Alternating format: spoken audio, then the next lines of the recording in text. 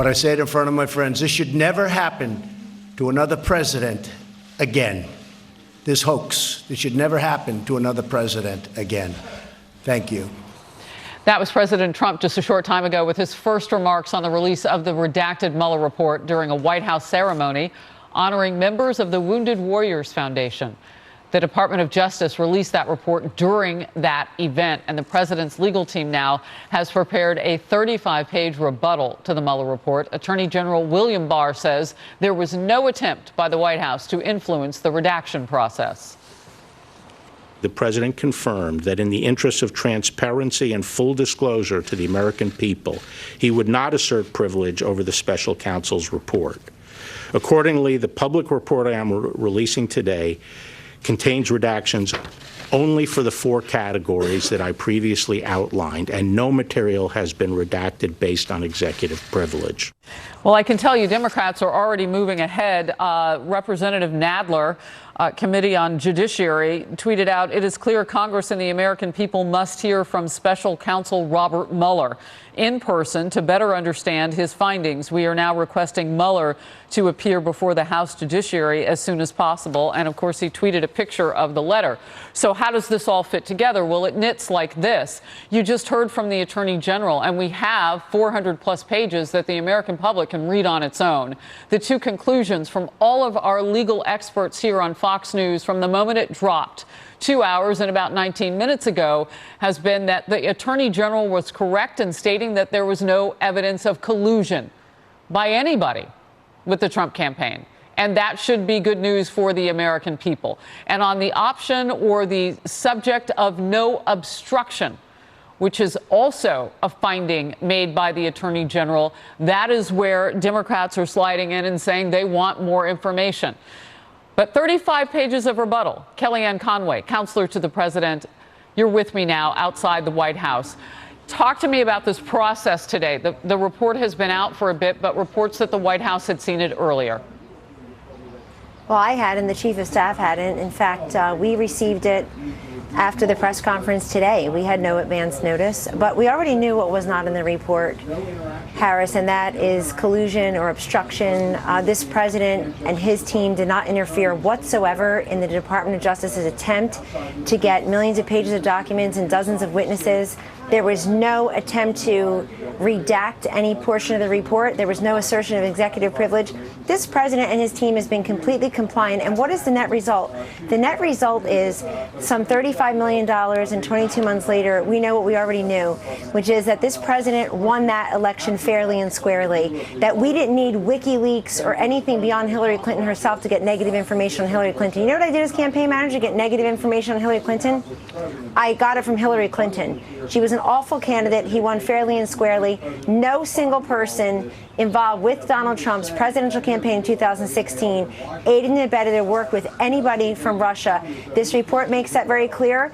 And also, the central premise that Hillary Clinton says is she lost the election because of Jim Comey. She lost the election because of Russian interference. This blows that out of the water completely. And also, this president has every right to have fired Jim Comey. He did it because he saw him as a grandstander. He saw him as a showboat. He was losing faith in him when he thought about the way he had handled the Clinton email scandal the summer before, and he has every right under the Constitution to have done that. This report also makes clear that when the president fired Jim Comey, he wasn't trying to end the Russia investigation. They actually make that very clear. So there was nothing there. I want to step in with a couple of things. Moments ago at the same time, I had 2 former assistant deputy attorney generals on air with me under a former President Bush. And they both agreed that the president's, while it may not be flattering, some of the facts in there of how he was talking about things and reacting to things, that built a key basis for the Attorney General Barr to look and say, but there was no corrupt mindset there. So I want to just get your response on that, if that's been a topic. I mean, there were things that were unflattering to the president. So, I mean, intent matters, and that's the whole point here.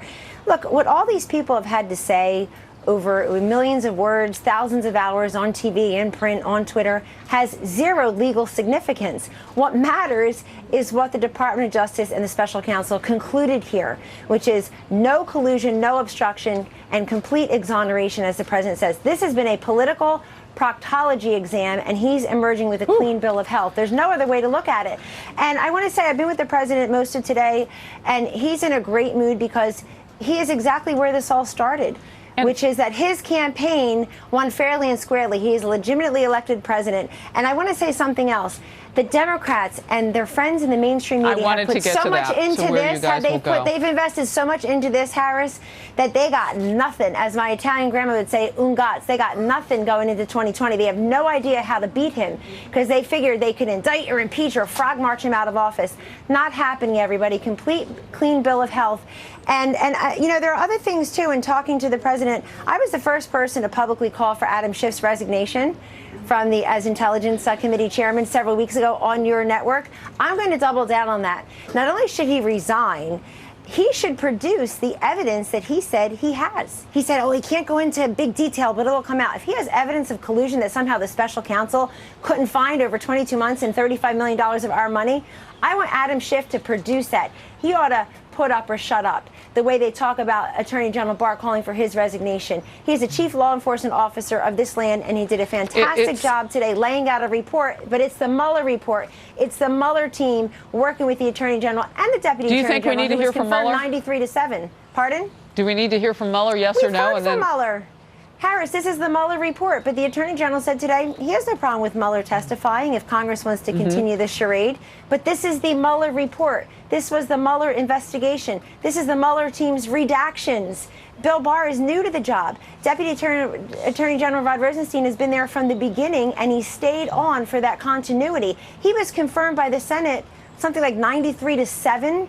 2 years ago. It was his May 9th letter that formed the basis for what a lot of us learned about Jim Comey's conduct.